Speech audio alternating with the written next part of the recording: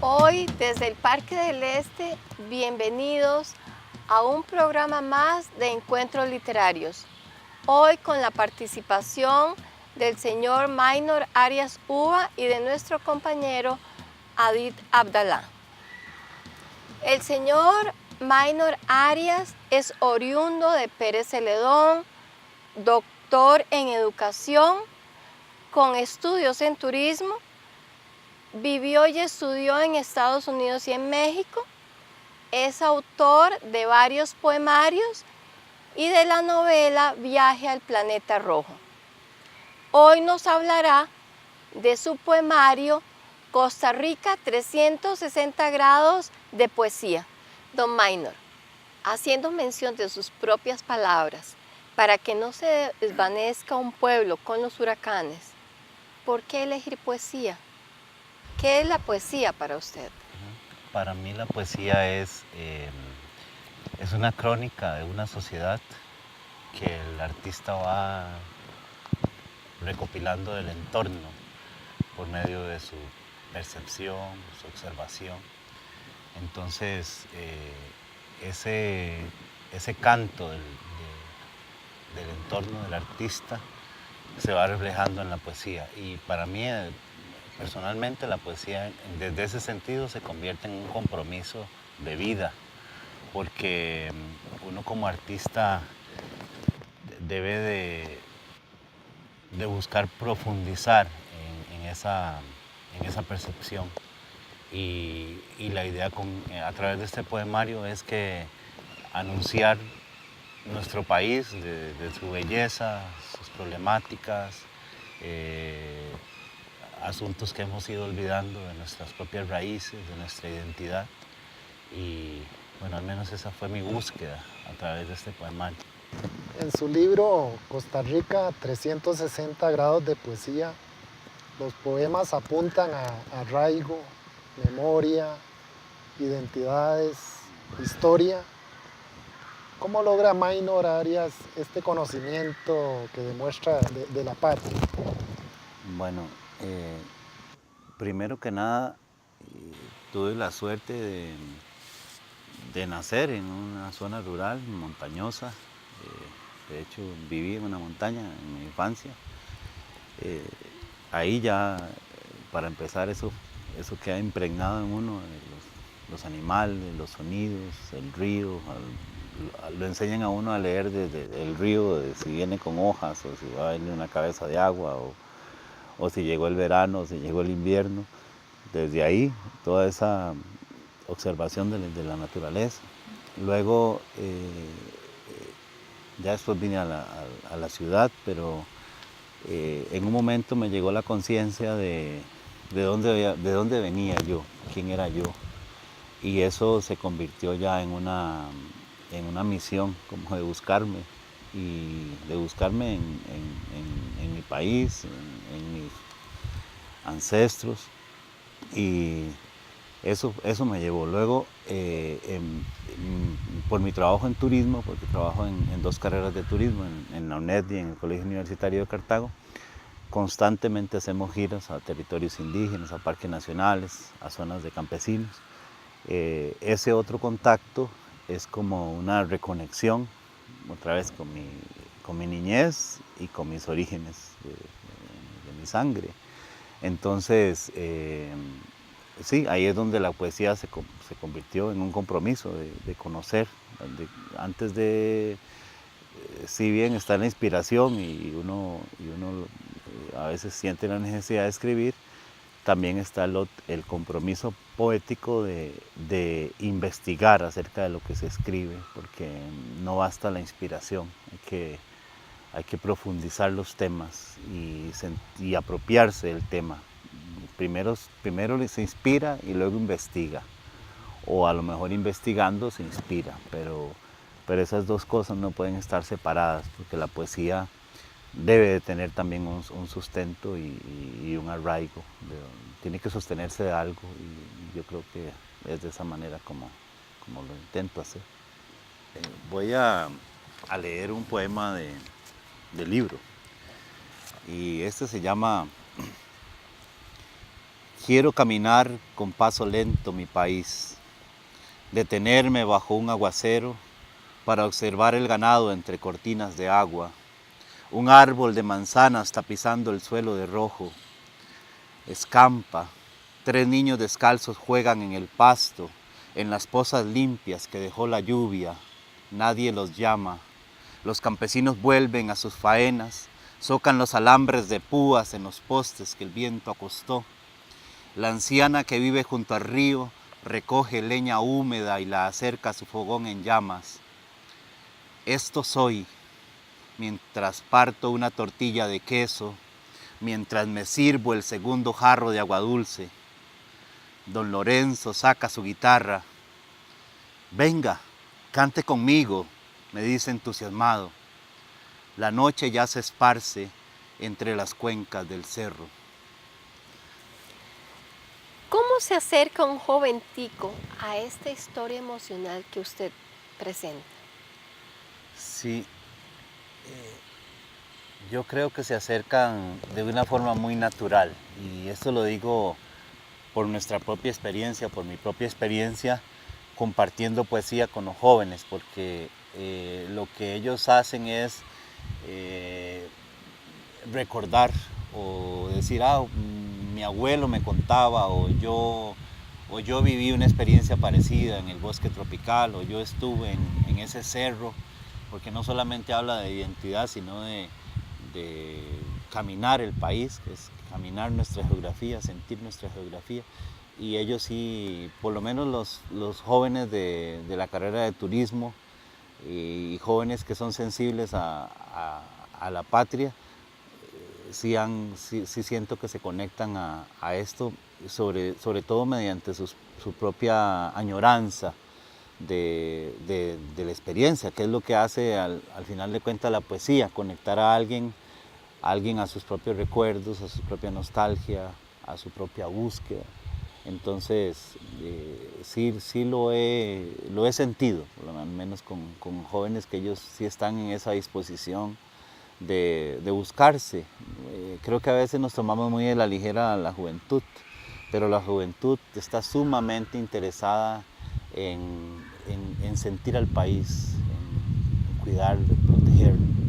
Y yo creo en esa juventud y la tengo cercana, entonces puedo decirlo con toda justificación de que así es.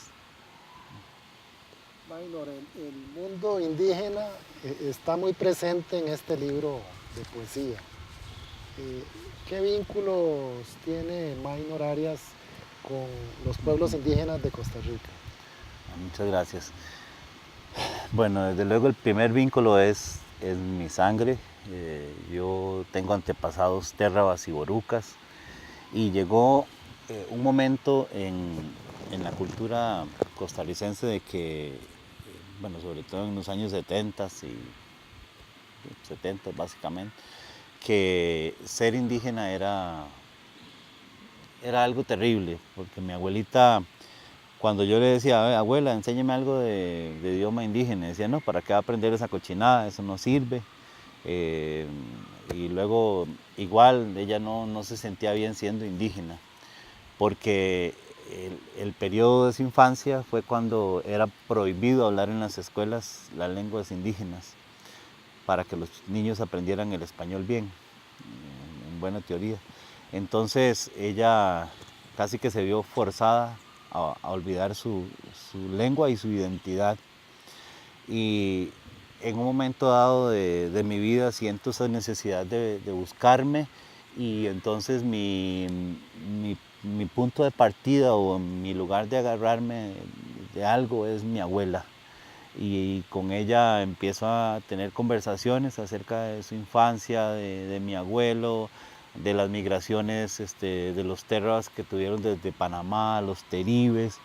Entonces eso me empieza a abrir un montón de incógnitas y empiezo a buscar, y ya luego a visitar territorios también por medio de mi profesión, ¿verdad? Que es el turismo, en la parte de investigación del turismo, y ahí empieza a darse esa conexión.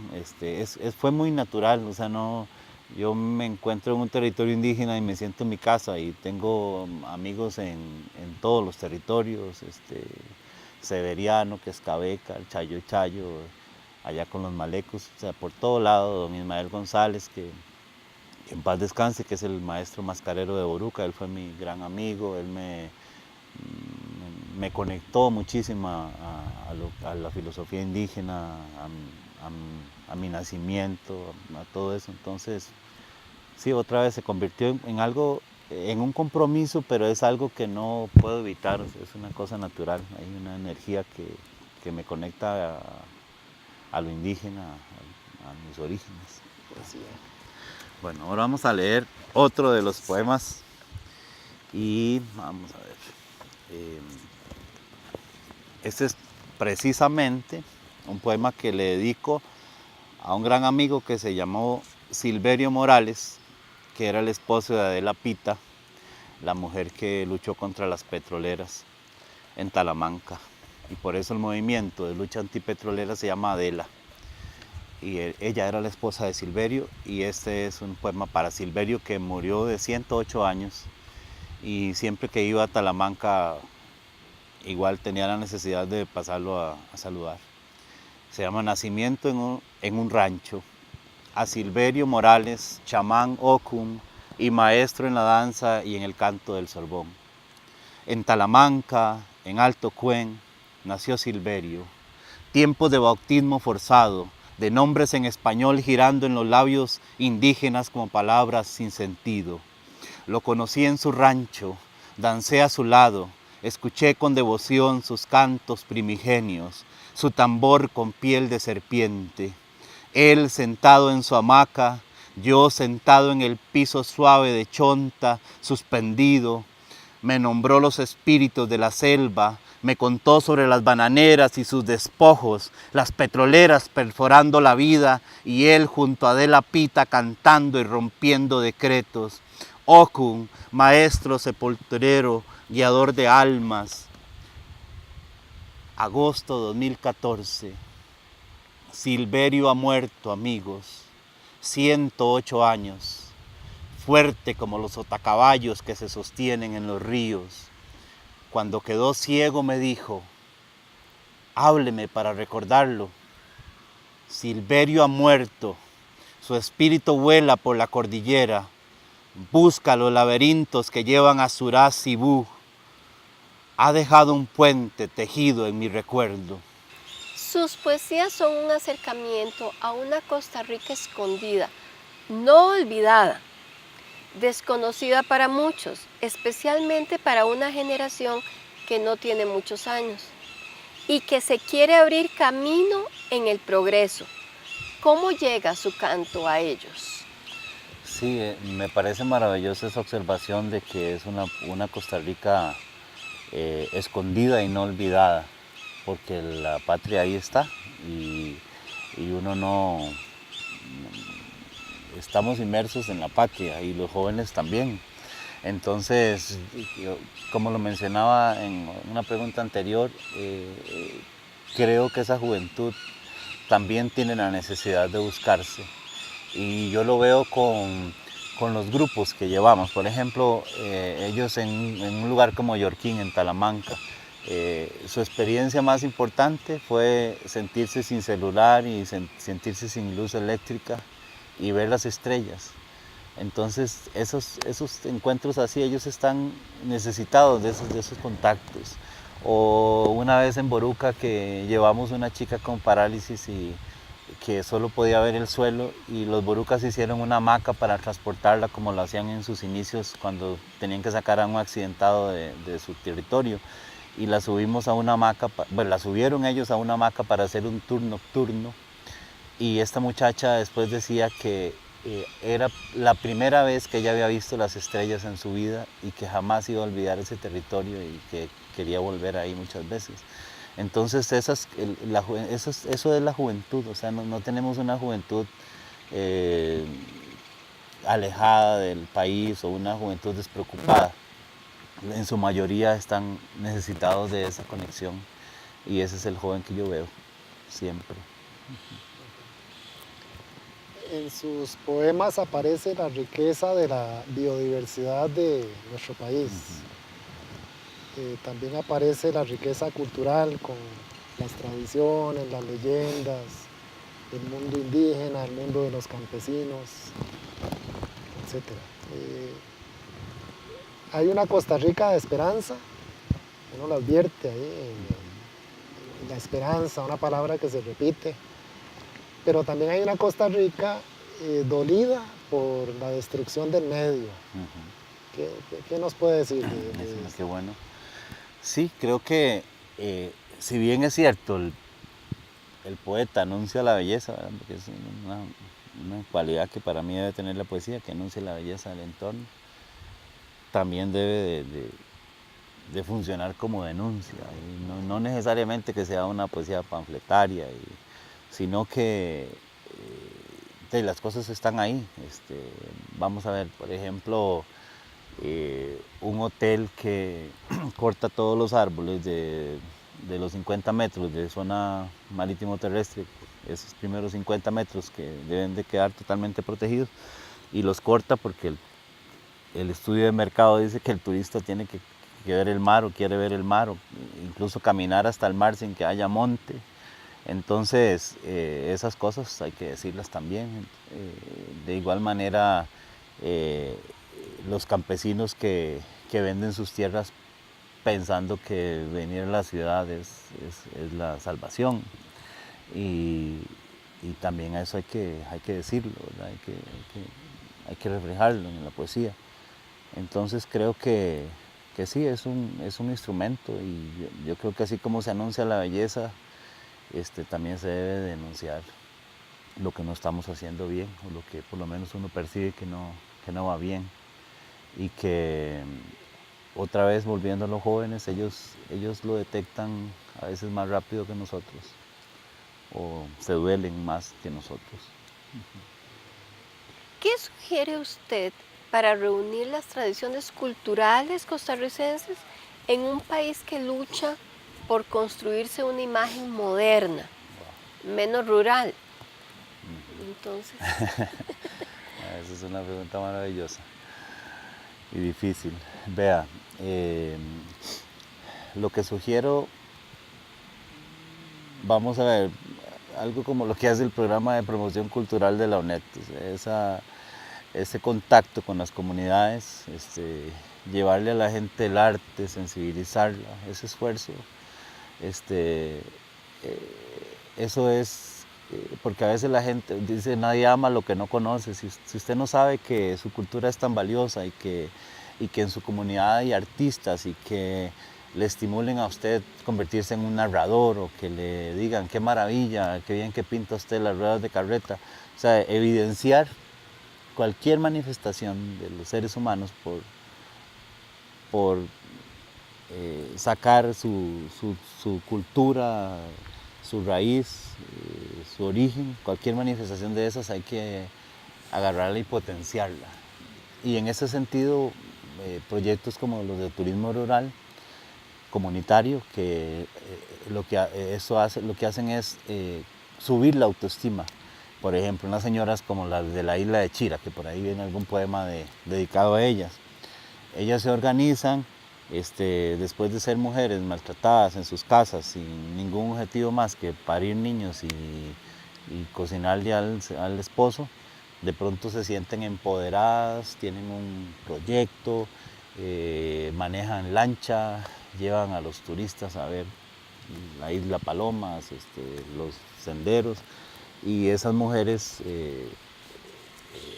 están totalmente convencidas de que cuidar su cultura y cuidar la naturaleza es lo mejor que les puede pasar. Y en ese grupo de mujeres vendrán los niños ya con otro paradigma de lo que es la cultura y la naturaleza. Entonces creo que eso es lo que podemos hacer, apoyar. Usted, en vez de irse a hoteles de todo incluido, que está válido hacerlo de vez en cuando, pero también hay muchos proyectos de turismo rural comunitario que necesitan que nosotros distribuyamos nuestra riqueza, y que los visitemos también. Y ahí los vamos a encontrar con la poesía. Eso es poesía. Eso es algo muy interesante porque la poesía no solo se escribe, sino la poesía se observa, la poesía, la gente se mueve poéticamente y en las comunidades uno puede ver la poesía reunida. Además de poeta, Maynor Arias y de profesor universitario, Maynor Arias es cuentacuentos. ¿Qué significa esta experiencia para usted? Y se vincula con su oficio de poeta. No, muchas gracias. Eso es, sí, porque quizá la narración es como más fácil para atraer a la gente, para los niños, los adultos. De alguna manera, todos los seres humanos somos narradores. Y dice, uy, viera lo que me pasó, y viera lo que vi en el camino. O no sabías, aquella señora murió y vieras qué feo le pasó. O sea, siempre tenemos esta tendencia a contar. Entonces, en un momento dado se dice, uy, vieran que había una vez o hace muchos años, y ya la gente se abre a escuchar. Una estrategia que a veces uso es, bueno, primero que nada, utilizar muchas imágenes poéticas en la narración, que eso es otro acercamiento a la poesía, decir, bueno, en ese momento la luz estaba chorreándose por las copas del bosque y las mariposas se echaron a volar. Eso es un cuento, pero eso es una imagen con poesía. Así la gente la recibe natural, porque la poesía no tiene por qué ser complicada. La poesía, como les digo, es el lenguaje, o sea, la gente habla en poesía. Yo tengo un ejemplo, me encanta oír a la gente, captar la poesía de la gente en los buses, en la calle. Entonces, una vez una señora en un bus me dice, iba en el bus y tenía necesidad de hablar, y dice, ay, ¿qué? ¿Usted va para Cartago? Sí, señora. ¿Cómo le ha ido? Y dice, no, me siento demasiado mal, viera que no me ha ido muy bien en la vida. Dice, me hicieron algo, dice, que me dejaron, como que si me hubieran pasado el corazón por un rallador. ¡Wow!